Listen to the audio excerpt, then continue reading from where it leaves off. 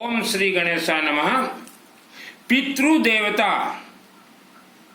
पितृदेवता आपके जो पूर्वज मर गए हैं उन्हें कहा जाता है पितृदेवता।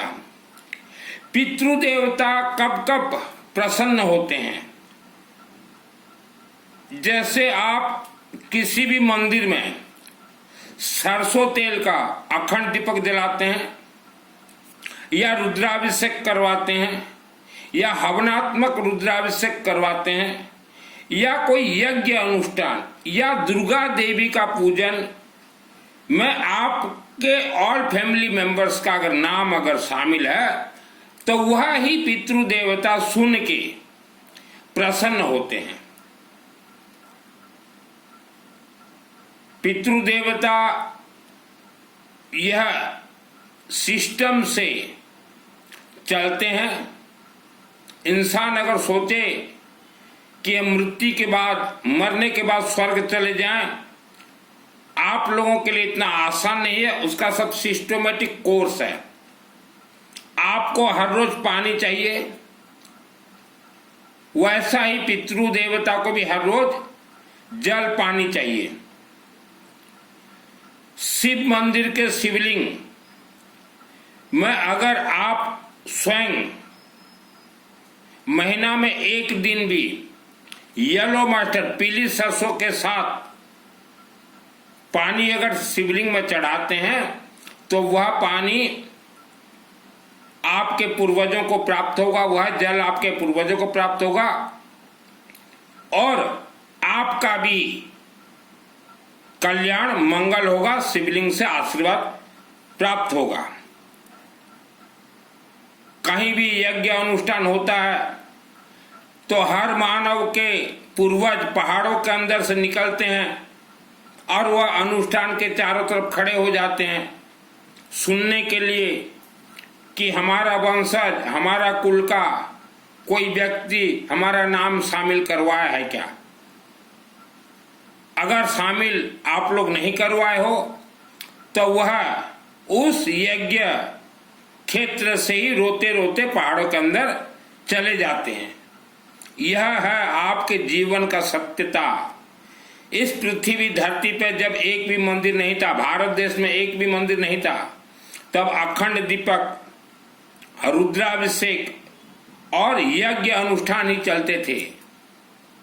और जो जानकार व्यक्ति हो, जब इस पृथ्वी धरती पे भारत भूमि पे सूखा पड़ा था, लोग भूखे मर रहे थे, बारिश नहीं हो रहा था, तो वैदिक पंडित भाइयों ने ही यज्ञ के माध्यम से इंद्र देवता को भी प्रसन्न करके इस धरती पे बारिश करवाया था।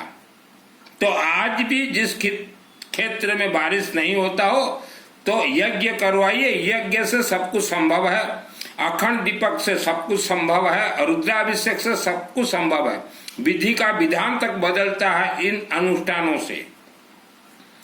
33 कोटि 33 प्रकार देवी देवता भी यज्ञ जहां हो उसके चारों तरफ खड़े रहते हैं।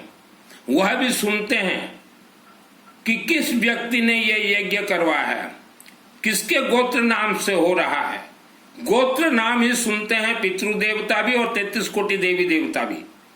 चाहे यज्ञ हो, चाहे रुद्राभिषेक हो, चाहे कोई हवन हो, चाहे दुर्गा देवी के मंदिर में नवरात्र भी हो, तो गोत्र और नाम आप लोग शामिल जरूर करवाइए, क्योंकि यह गोत्र नाम ही सुनेंगे 33 कोटि 33 प्रकार देवी देवता और पितृदेवता। पितृदेवता का ज्यादातर कनेक्शन है भगवान विष्णु के साथ। आप लोग देखिएगा, जब भी कोई अनुष्ठान करवाए हैं या करवाते हैं तो पंडित जी आपके हाथ में, जो जानकार पंडित जी हैं, येलो मस्टर्ड देते हैं, पीली सरसों, और उच्चारण करते हैं ओम विष्णु विष्णु विष्णु भारतवर्ष भरतखंडे आर्यावर्ते जम्बू द्वीपे। सुप्रीम पावर हैं ब्रह्मा विष्णु महेश, अर्थात भगवान विष्णु और शिव जी ये सुप्रीम पावर है।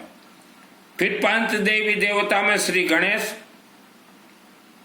भगवान विष्णु, सूर्य देवता, शिव जी और दुर्गा देवी। इनके बाद बाकी देवी देवता जैसे मां बगड़ामुखी है,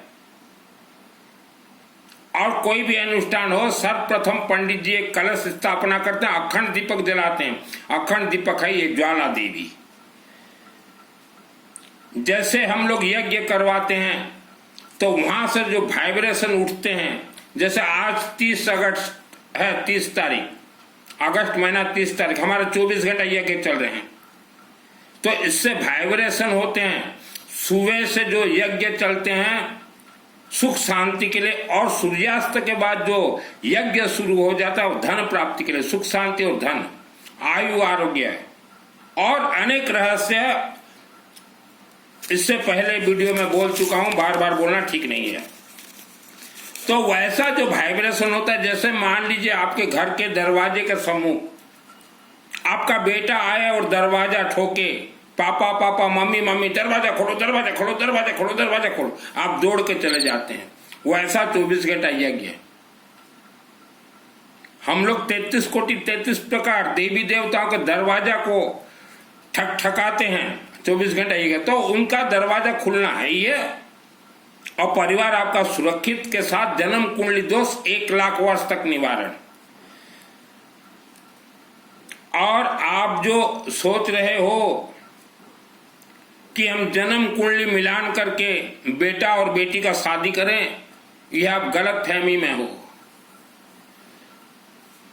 आज के दिन में 50% घरों में देखा जा रहा है, लड़की वाले देख रहे हैं लड़का का कैरियर, कैरेक्टर नहीं देख रहे हैं, ओनली कैरियर।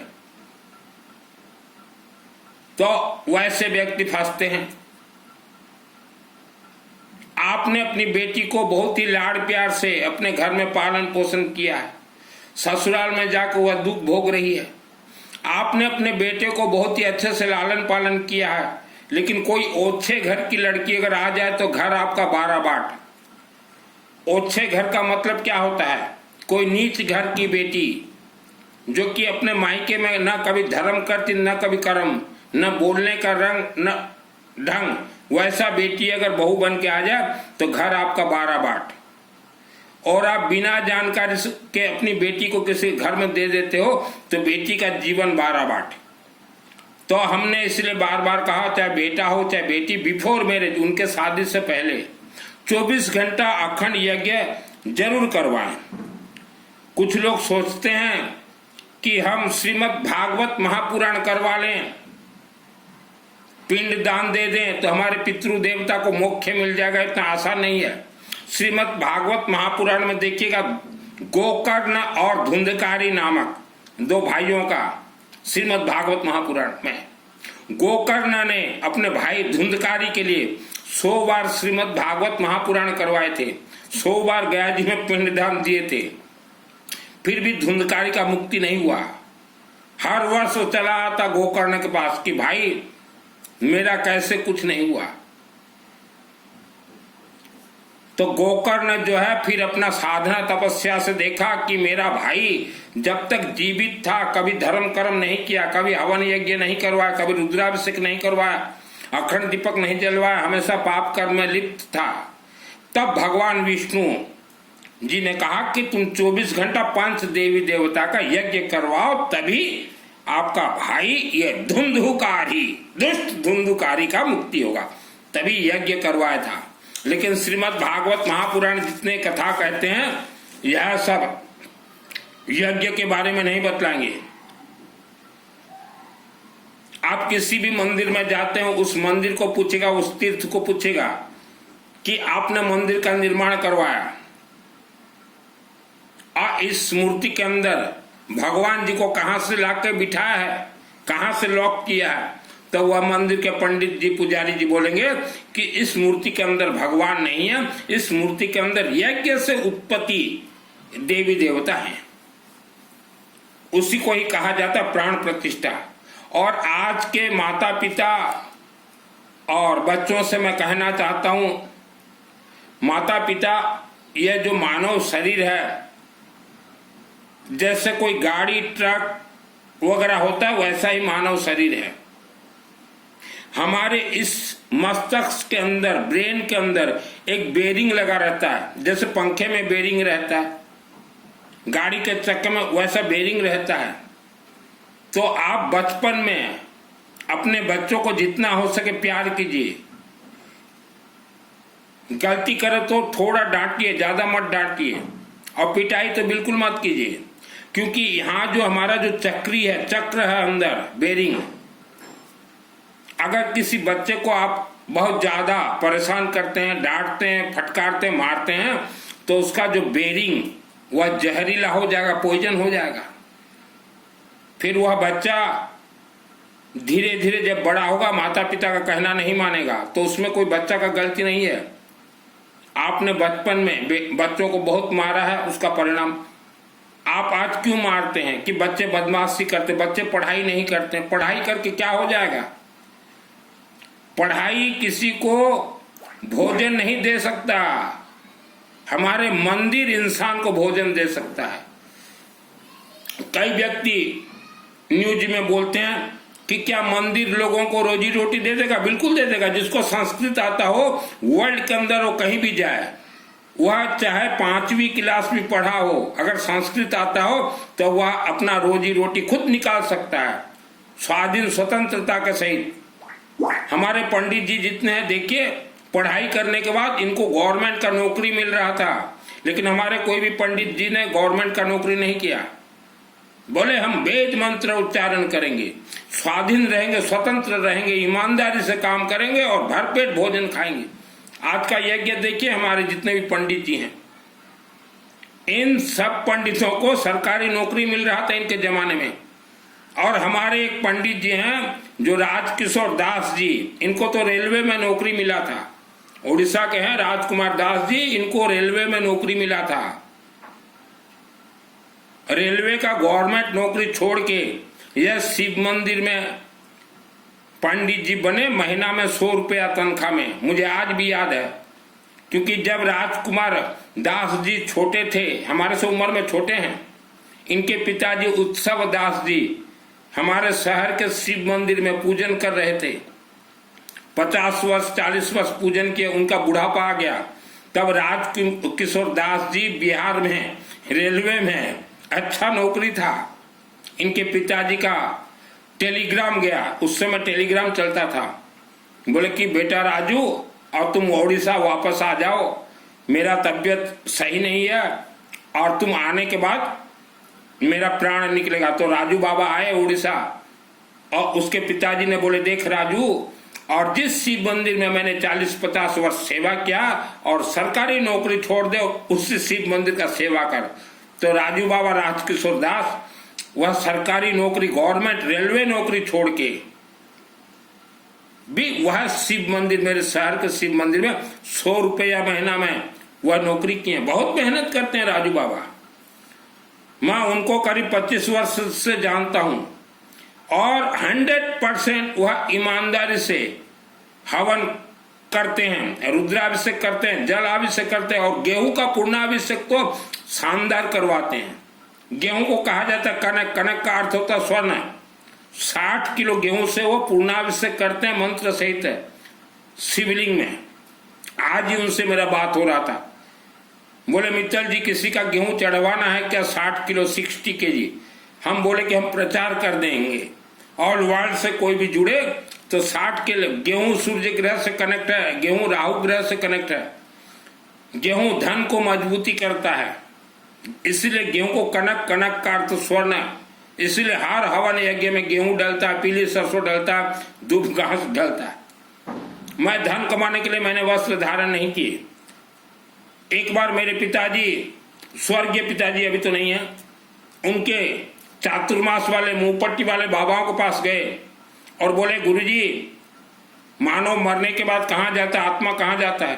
तो उनके गुरुजी बोले कि मानव जब जीवित रहता है तभी ही दूसरा योनि वह मानव का आत्मा ढूंढ लेता है, और तुरंत मरने के बाद वह दूसरे योनि में चला जाता है। तो पिताजी आके मेरे को बताया, मैं बोला आपके जो गुरुजी हैं ये आचार्य महाआचार्य झूठ बोल रहे हैं।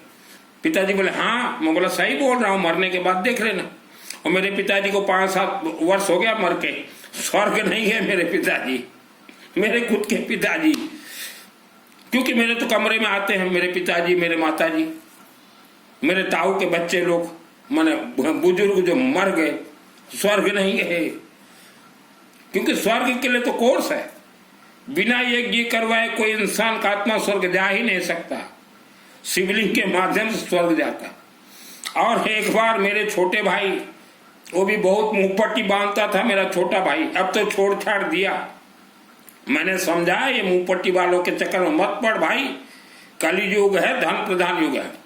तो गए भाई, छोटा भाई गुरुजी के पास, बोले गुरुजी एक शरीर में कितना आत्मा प्रवेश कर सकता है? तो उनके गुरुजी बोले एक शरीर में 2 आत्मा नहीं रह सकता। भाई आके मेरे को बताए, वो तो भूल भाल भी गया होगा। मैं बोला एक शरीर में लाखों आत्मा प्रवेश कर सकता है? बोले हाँ। मैं बोला हाँ। और कुछ दिन के बाद ही उन गुरुजी, हमारे छोटे भाई के गुरुजी के सभी शिष्यों को भूत प्रेत पकड़ लिया। मैं बोला आप देखो कितने झूठ बोलते हैं व्यासपीठ में बैठ के। उस दिन से मेरा छोटा भाई उनसे अलग हो गया, गुरुजी से, और आज जो है शिव जी के आशीर्वाद से और यज्ञ देवता का आशीर्वाद से अच्छे से है, और जीवन भर उसका बढ़ोतरी भी होता रहेगा। मेरे मुख से निकल गया। तो आप अपने बच्चों को ब्रेन डेवलप करवाना है। सरस्वती का वरदान शिवलिंग से प्राप्त होता है। बच्चों को बोले शिवलिंग में जल चढ़ाइए खुद अपने हाथों से, उनसे दोस्ती कीजिए। माता पिता का कर्म है बच्चों से दोस्ती करना। आप डांट फटकार थप्पड़ मारोगे तो आपसे डर जाएंगे। उम्र कम है, अभी कुछ बोलेंगे नहीं, और जब नौजवान हो जाएंगे, बड़े हो जाएंगे, तो आप बूढ़े हो जाओगे पिता माता, तब आपको बंबू पेलेंगे, गारंटी लिख लीजिए। और आप कहीं खर्चा करें चाहे ना करें, अपने बच्चों को अच्छे से अच्छा ड्रेस पहनाएं। ये वास्तु शास्त्र भी कह रहा है और विष्णु शास्त्र भी बोल रहा है। बच्चे जितने अच्छे वस्त्र पहनेंगे, ड्रेस पहनेंगे, टिप टॉप रहेंगे, उतना उनका ब्रेन डेवलप होगा।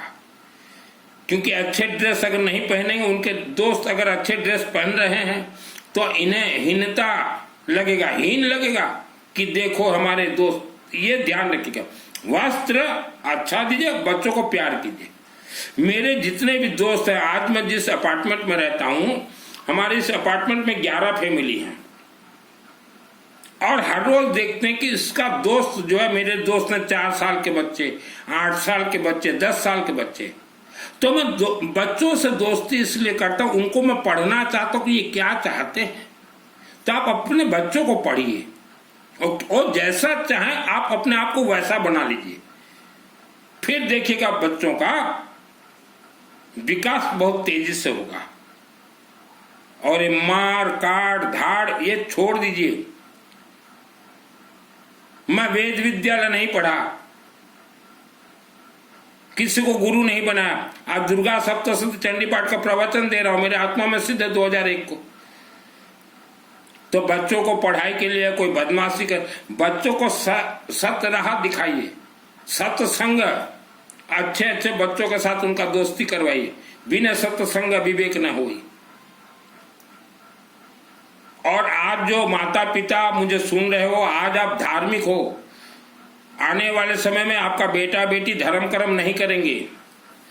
क्योंकि फिल्म इंडस्ट्री जो है, इन्होंने हमारे बच्चों को बर्बाद करने के लिए ऐसे ऐसे कपड़े निकाले हैं, जो कि कोई भी बेटा बेटी कपड़ा अगर ऊपर पहने, कपड़ा वस्त्र पहने, तो अंदर कौन सा कलर का क्या पहना हुआ है, क्या पहनी हुई है, ये पूरा दिख रहा है।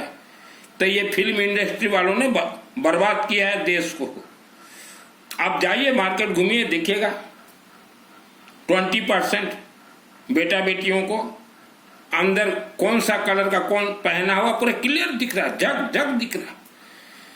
और जिसे दिखाई नहीं दे रहा है मार्केट, तो हम यहाँ बैठे बता देंगे कौन कौन से मार्केट एरिया में घूमने जाओ तो सब दिखेंगे। तो हमारा चरित्र को गिराने के लिए, हमारे संस्कार को गिराने के लिए फिल्म इंडस्ट्री अच्छे से काम कर रहे हैं। आप वर्ल्ड के अंदर कहीं भी रहें, जन्म कुंडली 1 लाख वर्ष तक निवारण के साथ अनेक आपके पूर्वजों को जो श्राप लगा था, वह श्राप आपके साथ भी चल रहा है। श्राप को जला के भस्म कीजिए, परिवार को सुरक्षा कीजिए। 24 घंटा यज्ञ करवाना हो वर्ल्ड के अंदर से, कहीं भी आप हो, हमने पहले भी प्रवचन में कहा था, ओनली 50,000 रुपया खर्च होंगे।